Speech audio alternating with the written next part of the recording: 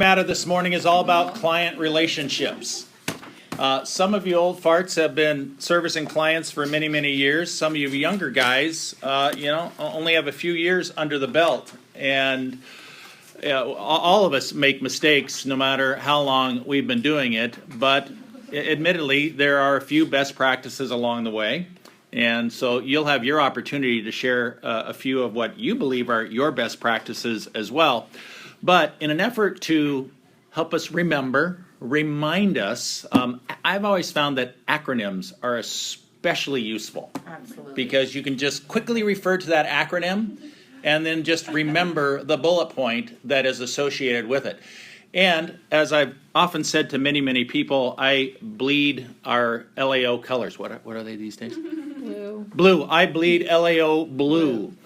And certainly Touches of orange. and touches of orange now and black now and again. And I have a fair amount of history with the triumvirate, also known as Jeff, Brian, and Terry.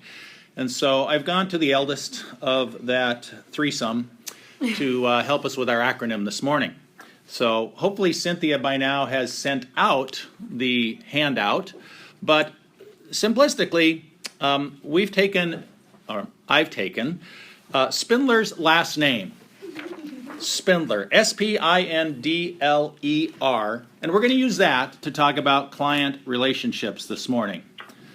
So hopefully when we're done with this, you'll be able to, you can almost reduce this and use it as a flashcard. Put it on your computer, tape it to your desk, it'll be a handy little reference guide.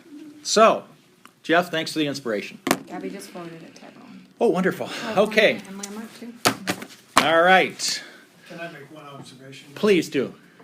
Can everybody just flip to the last page and look at Doug's picture?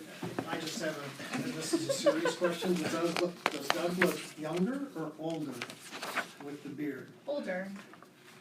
Older. I didn't have any gray hair in this picture. That's why. Take it. Well, you have more gray. And around until I here. close a stinking deal, I'm keeping the facial hair, all right? It makes you look more And the trench distinguished. coat. We got the trench coat. And the going. trench coat. I had a trench coat at this time period as well, just so you know, it was a You've had different it one. forever. This is my second or third one now. All right, let's get on with this. Well, time is very precious. All right, let me go to mine. S. S stands for share knowledge. All right. Pretty simple. We're in a business where we are only as good as our last deal. We're only good as the information that we possess. And so in order to endear ourselves to that client, whether an existing or otherwise, you've got to demonstrate a certain expertise. And generally that comes with knowledge. And my eldest son, Austin, who some of you know during his brief internship here, the phrase I often, when he pretended like he knew something, I would remind him how little he knew. Bad parenting, I'm guessing, but I just reminded him that until he took the time to get smart on a subject matter, he had zero credibility. He hates that statement, by the way, but it did sink in. So, share knowledge. So, I guess what I'm really curious about is, because I have my own way of sharing knowledge and maybe more importantly, collecting the knowledge, because you can't share it if you haven't collected it. And so what I'm really curious is how you guys go about collecting your knowledge. I'll tell you a few ways that I do. Thankfully, I have someone like Cynthia who, checks maps and are they been approved at the cities and that type of stuff. So she keeps Win and I on top of that type of activity. But being an old goat that I am, I get 3 newspapers every morning. And I don't read them cover to cover, but I do scan them, mostly for articles about my market, about possibly projects that I'm working on, or maybe projects that I'm not working on but chasing. And I know Ian and Andrew get the benefit of a hard copy newspaper now and again because I saw one in their market.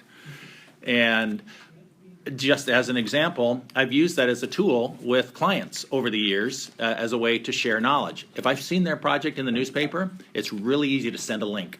Like, hey, by the way, caught this in the paper this morning, nice press. I sent something to TrueMark. TrueMark just got an award for a Northern California project yesterday. I saw it on Globe Street. Sent it to the principals over at TrueMark. Went, nice press, that project sold well. I got 3 emails back from the principals. It was a pretty easy way to share knowledge, and it was just a matter of quickly reading through. Kudos to Adam Deermount and all that stuff he jams in his little deal, and Larry does similar nuggets. That's simple. To share that stuff with your clients, anytime we get one of those reports, whether it's from UBS or UCLA or one of those, and if I'm not, well, sometimes I don't even ask, but sharing that with clients, they love that stuff because they got presentations like we got presentations, and they're always looking for data. So I know some folks get a little bunched up about the sharing of knowledge because some of it is proprietary, but at the end of the day, good golly, it's a whole lot less proprietary these days than it's ever been. So Doug, on that note, hitting a hot topic Mhm. throughout the company, do you share sales information with your clients, comms? I do. And I what's do. your experience been over the years? Has that, I assume that's been a positive for you? Or Extremely positive. Extremely positive. concerned about Nope, giving away nope. proprietary information? Because at the end of the day, you can't even hide it on the tax rolls anymore. You used to be able to. Now you can't. Yeah, you know what? Do I run the risk of perhaps somebody abusing that along the way? In what format do you share your comps? You don't, It depends. If it's a really trusted relationship, yeah. I vomit Well, like everything. with Orange County, when someone asks for them, we do it, but we're careful with it. Yeah, I don't blast it out by any means, but if somebody asks for it, I'm generally pretty free to give it.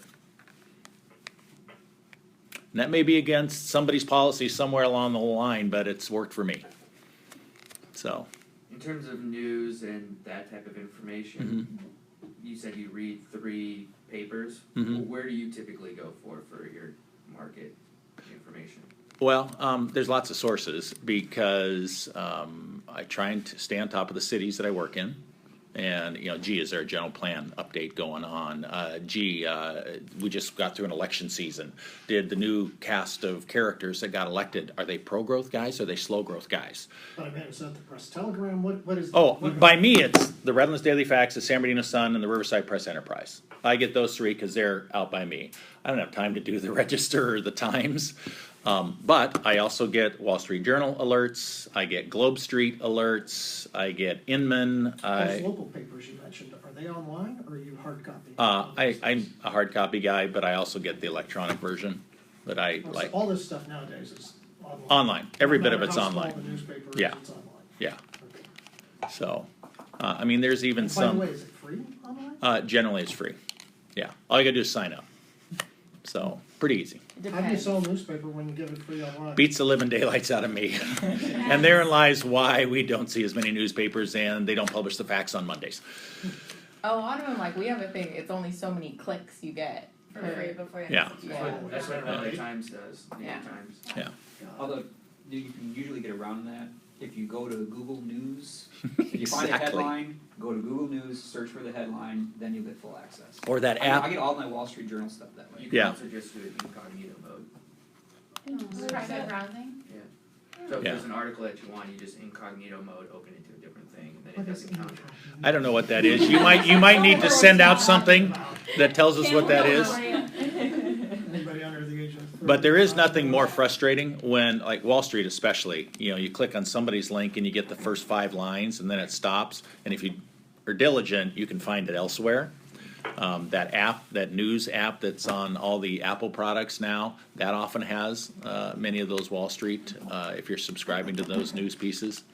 But it's just a way, because at the end of the day, if we aren't staying out in front of our clients with our knowledge, what good are we? And I gotta tell you, it's getting harder and harder to differentiate yourself from your competitors, and you can never go wrong with knowledge or music. So, all right. Anything else on there? Anybody else in terms of sharing knowledge? Another example, I learned that fees were going up in the San Antonio Pass. They were introducing a new $3,300 a unit fee. I sent that to every major property owner out there. A couple of them were aware of it, but most of them were not, which surprised the living daylights out of me. But that little nugget right there, thank you, we appreciate it. This sucks, but thanks for the information. So Doug, you have a mailing list, an email list of property owners in your market that you send stuff to regularly? It's as I get it, so I can't say I'm not like Adam where it gets sent out twice a week or what the stuff Larry does. No, But if I get a little nugget, oh yeah, there's a list of guys that I go to. You got a list of guys in Rancho Cucamonga, you got a Mhm. list of guys in Fontana, you got, Do you send them personally each, or do you group email? Depends how much I'm working them at the time. If they're not on the radar screen, it's not going to come for a while. It's a group email, all blind copied. So, but yeah, I did one yesterday. Cynthia does our market overviews. I love those things because I sent that out yesterday. The Banning Beaumont Calamasa one. I got replies from guys that I haven't talked to in months. Like, oh, thanks, great. You know, I got an investment committee coming up. Thank you. This is extremely helpful. So, just how FYI. simple is that, and we don't even do that, right? It's pretty I mean, simple. we don't even have an email list of our property owners or key property I owners. think you're talking, We do. yeah, we You do guys this. correspond with them? You don't. Yeah, we do this it, every week. we do it meetings. You act like Of you don't course know what we they're do. doing. Isn't that? We also have our little quarterly snapshot that we send to all of our clients that Ian and I write every quarter. Yeah. I mean, very similar concept. Yeah. You should add Jeff to your list. And therein lies why we're using Jeff as our example this morning. Would you put me on your list, please? Yeah. Sure. All right, we got a lot of letters in Spindler's name, so I need to keep moving. All right, Send comps to people too. yeah, and a lot of inventories. P stands for play on their team. Know their goals. You know what? Most of these guys could easily think of you as just another broker unless you truly understand where you're at or where they are at. Do you ask your clients, you know, did they hit their goals for the year? Did they hit their home sales goals? What's their budget? How many home sales have you budgeted for the following year? You know, how'd your fiscal year end up? I mean, to follow their stock prices, by the way, on their phone and to just lump them all on there. I mean, I get alerts when somebody's stock goes up. Or UBS does wonderful calls on all these builders. Nothing better than when you see, oh, Lennar had a great, you know, earnings per share quarter. Bing, bing. Hey, Greg McGuff, Mark Torres, great news. Simple stuff. Simple stuff. So just by virtue of those things, they want to know that you have at least a general understanding of where they're at. What are they? Where are their successes? Where are their struggles? Have you been to their projects? Know which ones are selling well and which ones are not. If you can share that knowledge, they understand that you know where they're coming from. Because if all they think about is you're just another broker pitching them another deal, hoping to get another closing, who cares? Who cares? And at the end of the year, great time for all these questions. Beginning of the year, Wynn and I try and make a practice of it of going and sitting down face to face, not just an email, with everybody at the beginning of the year. Okay, where you guys want to look? What are you looking for? Has anything changed? What's new and exciting, etc.? Because the face-to-face thing never hurts, and then you can understand where they're at. The easiest brokerage deals ever done, or when you understood what the client specifically wanted, they were kind enough to share that, and you deliver something exactly what they were looking for, because we were acting like part of their team. So, all right, time. That's everything. I tried parenting with a little less time. That didn't work out so well. I'm just kidding. I think I have very well-rounded children. A little scarred, perhaps, but it's all about the time. And there are some clients that I would like to have relationship with, but in some cases I wasn't willing to invest the time. And as an example, Centex. When Centex was around, oh my, they had the largest appetite in my market. I stopped at their office on the way to this office probably twice a week. Made myself visible, said hi. We all collectively did so much stinking business with those guys. Where's Doug? I'm at the Centex office. I had the passcode to get up to the top floor on the elevator. I was there so much. So it's all about time. No, they didn't once. I had ways around it. I could get in. But it's all about investing the time. Who are we kidding? I mean, they talk about it with marriages. They talk about it with parenting. I guess it works with client relationships too. So you can't possibly invest enough time. I have a very long drive, unlike many of you, and that often is a time to catch up for me and make those calls. Otherwise, I'd be brain dead more than I am already. And so I literally have almost, well, some days more than, 3 hours of time in a car to invest time on the phone with these guys. So that's, yes, it's therapeutic on some levels. N. Let's move to N. Not about you. As much as we might like to think it is, it's not about us. If we can't figure out a way to meet the needs of our clients, certainly we all have needs, I'll be the first one to admit, but if that is all they see, forget it. It is not about us. It is not about now. It is about them. You wish that sometimes it wasn't. You wish that they would think about you once in a while. But I think Mike Hunter mentioned that when he talked not too long ago. He goes, at the end of the day, you know, as much as you might think that client loves you, they're not going to bail you out of a jam. They're not going to write you a check. They're not going to do anything. It's just not about you. It is about them. So, yes, I would love if it were different than that, but it is not about us. So, just a reminder. The D. D, don't be a duck. Don't be a dork. Don't be, yeah. I thought about removing that, but it just seemed to roll off the tongue so nice, Spindler. You could come up with anything else for D. It just worked out quite well. And then followed up with thankful and humble. I used this just the other night again. Self-deprecation is very, very flattering. I've never been an enormous fan of egos, but we all know that if we have successful clients, guess what? They all have egos, many of them out of control. I'm going to guess that the last thing they want is a broker with an enormous ego.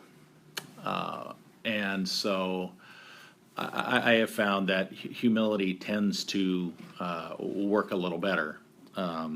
And I mean, I never want to be the source of the drama. I never want to be the source of the conflict. I want to be appreciative, and especially if somebody's just given me business and I've cashed a check. I better doggone well show some gratitude to those folks, because I got to tell you, nothing's worse than when they don't. I mean, I've had non-work situations where you went out of your way to help somebody, and I mean, thank yous are passé. Handwritten thank yous are kind of passé these days, but not even a simple, hey, thanks. I may not go out of my way next time. Flip it around. Put yourself on the other side. I mean, it's pretty simple. And I will admit, with emails, you can get kind of lazy. A deal closed, boom, you send out the group email. I guess that works. But I tend to think that some other means of thank you, and it doesn't have to be a gift by any means, although a lot of them seem to like that. A simple thank you in person or whatever is greatly appreciated. So, and candidly, no matter how much money you make, an extra dose of humility seems to work out pretty well. So I'll get my deep theological perspective here. Spindler may remember this, when we were feeling pretty good and closing deals like mad dogs. There was actually a Bible verse that I kept in my pocket, and it was, do not think of yourself more highly than you ought, but rather think of yourself with sober judgment. we were doing pretty well in that time period, I gotta tell you, and we probably had plenty of reasons to be that guy that starts with a D. But it was a great reminder, and it was on a 3x5 card right here. I was religious back in those days. Yeah, exactly. But, yeah. All right, the next one is happens to be a personal favorite, laughter. The day you start taking yourself too seriously, by the way, is the day you should probably get out. We need to remind Jeff of that sometimes because he tends to take himself far too seriously. I have more fun stories with clients, whether it was dressing up for a presentation, whether it was wearing a referee shirt to moderate a cost to complete meeting, whether it was, Were you really a chicken? I did a chicken, I wore a chicken suit 2 for 1. Heaven forbid, if you can't have a little fun, and again, it's back to the kind of not taking yourself too seriously thing. Jimmy and I often share, so I read somewhere that laughter exercises your heart. I hope that means I have a very strong heart. Because if we can't have a little fun, then shame on us. Why are we here? I mean, good grief, life is way too short if you can't have a little fun. So, work the laughter in. By the way, I saw a YouTube video on millennials. Sorry for all you millennials in the crowd, but it was the funniest thing ever. So if anybody wants to see that one, I'd be happy to share it. There's just something around. Please do. Yeah. So, I also wrote a sub category under L because unfortunately Spindler only has X number of letters. The other L for me is listen. I know I don't shut up very often, and I have found that I need to shut up because, as many of you have found, that he who talks first, certainly in a negotiation, often loses. And it reminds me of the comment my high school algebra teacher made, and I was nailing his class except for one test. And he says, yeah, the best student I ever had was this quiet little girl who sat in the corner, never said a word, but she listened to absolutely everything. And she didn't get a single problem wrong the entire year. That just kind of pissed me off. Not that I'm competitive or anything, but it's the listening side of it. You probably need to shut up and listen. And, this goes back up to the P on know their goals. If you listen, good grief. And instead of talking, yeah, that's hard for me, but that's also an L. Eat, drink, and be merry. We have to eat every day. Do we have trouble with the E? Yeah. I had problems with the E. I could have put educate or something, but this seemed appropriate, and it's holidays. Eat, drink, and be merry. Wynn is actually a lot better at this than I am because I often don't go to lunch unless it's with Jeff and Brian. But you need to be deliberate about that. If you're going to go eat every day, you might as well eat with a client if you can, because that's a different interaction than a meeting. So if it's breakfast, I hate dinners because I get home at 9:30 at night then. But hey, coffee, breakfast, cocktails, afternoon cocktails are a problem.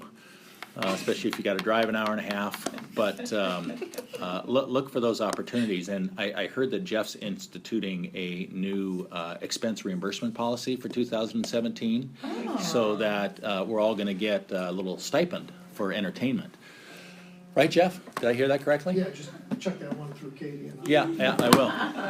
Oh, I'm sorry. I should have looked over there, not to Jeff. Can I answer this? Brian's calling me. Oh, sure. Tell him we're in a meeting. Take it back. We're in a presentation. We're in class right now. Cameron, I need you. She's right here. Thank you. All right. So, when was the last time anybody had a cup of coffee or shared a meal with a client? Yesterday morning. Wonderful. How many times a week? Kind of comes and goes. Mm, So sometimes we'll have something every day. yeah. Sometimes no. We try to do the once a quarter with the builders. and then the client says, we should be doing more clients. Yeah. Probably more often. Average out once or twice a week. Yeah, you have to be very, very deliberate, and I ebb and flow too. I mean, there's times where, yeah, I don't do any of it, and I should be doing a whole lot more of it. So, this is a reminder, maybe as much as anything else. So, and never ever forget when Spindler is paying the tab for the cocktails. One, take full advantage of that, but two, if clients are there, then PCBC, good golly. I don't know if anybody else, I know Ruckel hates this, but our cocktail party at PCBC is spectacular. Why? Well, one, I refer to first point, Jeff's paying. Two, it's a target-rich environment. It's like fish in a barrel. And they're all there. And you have the opportunity to interact with them over cocktails in a quasi-work environment. It's spectacular. That's the whole benefit of PCBC in my mind. So if Jeff ever says that he wants to cancel that, make sure you all give him grief. Katie? Do you do any specific kind of preparation Thank you. for PCBC so you have something kind of loaded, ready to talk about? Generally, no. No. No, I mean, there's some times where I will set specific meetings up there, but it's a cocktail party. Yeah. You're there to have a little fun, you've let your guard down a little bit, and hopefully you haven't overserved yourself. But it's a great chance to, it's all about touches with the client. Who are we kidding? Is there a tea in here? No, no tea. Spindler. Touching. Not literally. Hope you know that. Figuratively speaking. And You rip it up. What? yeah, rip it up. Yeah, especially that touching stuff. Anyway, it's all about touches. Whether it's social media, whether it's emails, texting, personal visits, cocktail parties, lunches, those are touches with a client. And it goes back to, that's all an investment of time. So eat, drink, and be merry. All right, R. It's also read. That goes up to the sharing knowledge, but more importantly, it's real, be genuine. I hate it when my wife and family members tell me that I have a phony client laugh, which I know I do. I think everybody has a phony client laugh. They can't always see that, but boy, can my family see that. So I try and make that laughter as genuine as possible, and I think generally speaking it is, but every once in a while that phony client laugh comes out, and please, if you hear that, by the way, let me know. That so at the end of the day, be real. I mean, there's only one Andrew, there's only one Ian, there's only one Wynn, there's one Katie, and I won't go everybody. At the end of the day, that relationship is, I said it wasn't about you, but it is about you. You're putting yourself out there in the hopes that they're going to put themselves out there. And if you're not real, guess what? They're going to see right through that you're full of crap, quite candidly. And nothing hurts a relationship more than if they don't trust you. They think you're full of baloney. So to the extent that you can communicate a realness, a genuineness, that goes a long way to establishing that client relationship. All right, that's first page. Those of you that are on the phone think that there's multiple pages. So the second page is really, if all else fails, just love them and hug them. Touch them. See, that's T.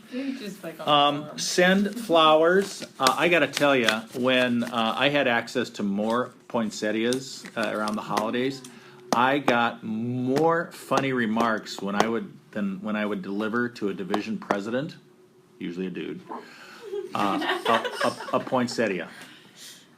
There was an awkwardness to it, yet it was very, very amusing giving a poinsettia to a home builder client. I found it very amusing. I like the awkwardness. And then lastly, facial hair. It's all about facial hair. There were days where I simply had a mustache. It's probably less applicable for the feminine Yeah. Thank you. crowd. Tough. But facial hair, Ian. Don't look at me. Ian. To be admired, except my wife. She says this business has to go. And Jeff did too yesterday. So, when all else fails, grow a mustache or a beard. Magnum PI did it quite well. Just saying. For those that are unaware, Doug's facial hair is an indication of the market direction. So if Doug comes to the office in January with a mustache, get ready, That's a good sign. because things are That's gonna a good sign. Just like, do you remember the Mako meter? Remember the Mako Yeah. meter that we had? It was when Mac O'Donnell showed up for a meeting, you knew it was an important meeting, and you had to see that visual. It was quite amusing. Just on what he would wear? No, but it was when he was kind of transitioning and not here as much and this, and, you know, it was kind of the importance of the, Presence. yes. So, that's about all I got. And Cynthia put an old picture as an attachment on the back for Nice Photoshop job which there. Thank you. I love that stuff. Don't circulate it around the office. But It already did. oh, great, super. Okay, all right. Yeah. Questions, and candidly, I really want to hear examples too, because I'm always looking for a new opportunity to strengthen a relationship. And 10, 15, 20 years ago, we did not have as much competition in our space. We have more competition in our space, and kudos to the partners. Over the years, they've done a wonderful job of giving us extra arrows in our quiver, differentiating us. But unfortunately, you can't stop. It's like climbing a greased pole. If you aren't constantly trying to climb, you're going to slip down. And so I think we need to do an even better job of differentiating ourselves in order to strengthen that client relationship. Because guess what? There's other guys calling on our same clients every day, maybe even more. Hey Doug, let me just mention one thing, Yeah. and I'm gonna slide out here. For those of you who do not know, this great little presentation. I thought it worked with the Spindler Fantastic. thing, yeah. But let me just, not that this isn't serious, but on a serious note, you may not all be aware that Doug has been the most successful broker we've ever had in the history of this company. And he has made more money than anybody, Not by this year. far over the years. So, both as an old guy and a young guy. So I strongly encourage you to ask him, take a shot, ask him anything and everything you can. He's the best we got, okay? Ooh, Doug. Be humble. DK, what's up? Probably the most important question you'll ever hear in your entire life is, when was the last time you didn't have a mustache? And do you regret it, or was the market so good that you just had no facial hair? There's only been twice since 1983 that I have not had some sort of facial hair. Is there proof of this? Oh, yeah. There's a couple of pictures. They don't circulate much. Yeah, well, there was two. The first one, and we went to visit friends in Colorado, and my daughter screamed. She was a little bitty girl at the time, and she hated it, so it reappeared the next day. Granted, not in full fashion, but instant Claus? Yeah. Exactly. The other time was last year when Austin's soccer team, I told them all, the entire team, I said, if you guys make it to the Final Four, I will shave. And they made it to the Final Four. So I sent a video to the entire team of me and a couple buddies singing the Calvin College alma mater while a buddy shaved my face. And he shaved everything off. Yeah, it was very entertaining. I have So to say, my dad's kind of the same way. He's had a mustache my entire life.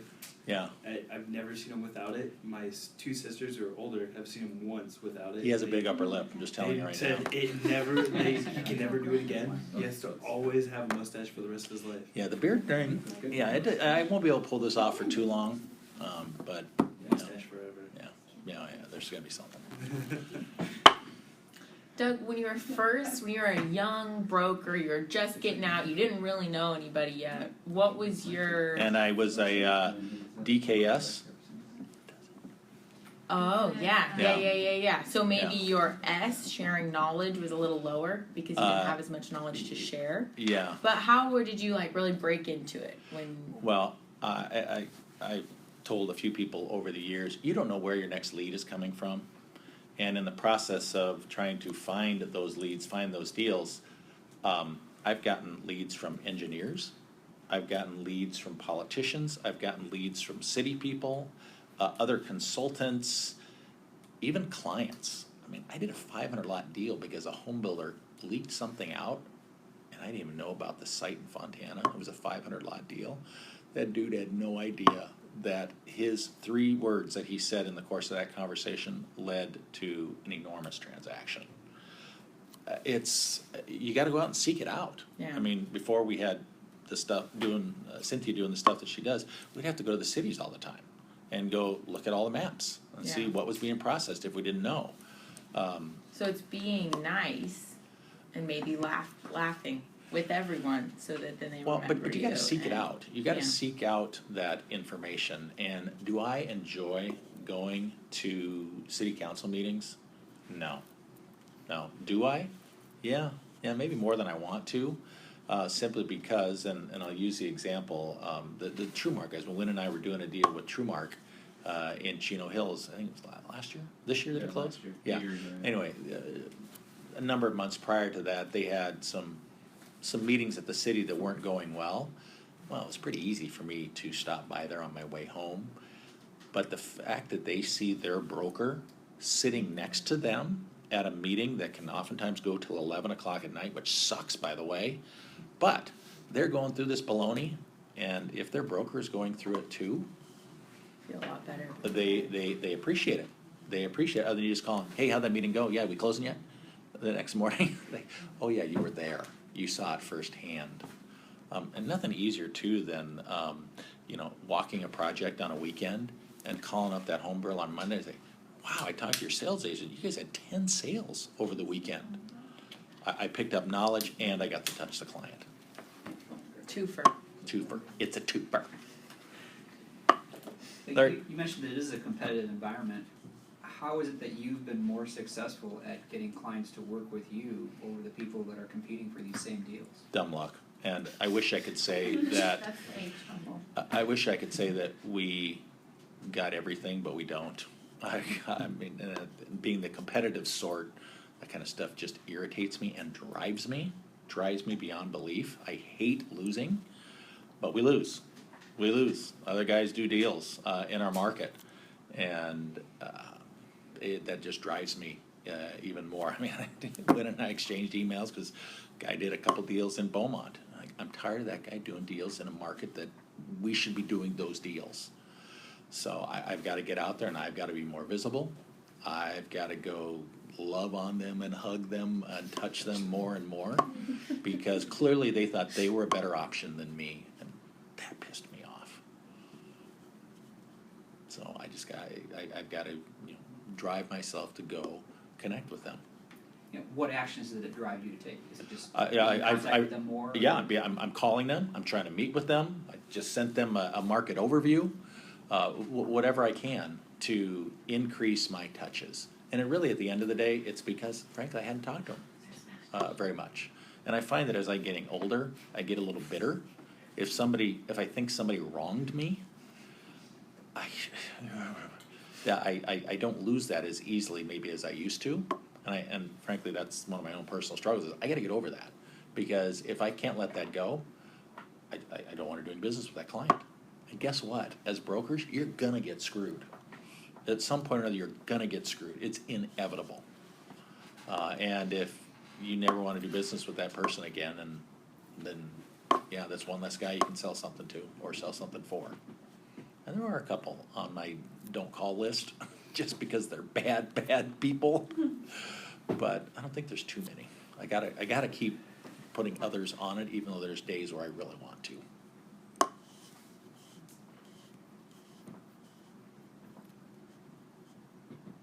Good stuff.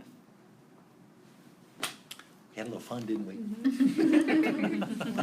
Thank you, Doug. That was Dougie. awesome. Is that it? Perfect. Woo. This might be a frame